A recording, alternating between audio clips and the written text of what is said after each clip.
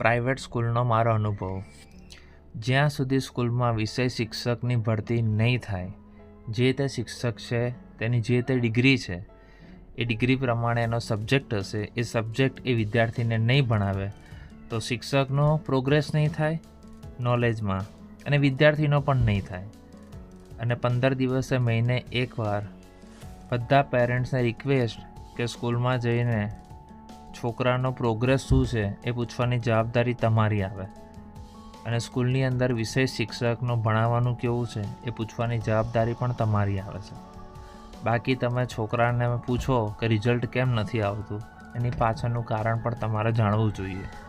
એટલે વિષય શિક્ષક જ્યાં સુધી પોતાનો વિષય ભણાવશે નહીં ત્યાં સુધી વિદ્યાર્થીમાં નોલેજ જે તે વિષયનું આવશે નહીં. આ વાત યાદ રાખજો. સાચું.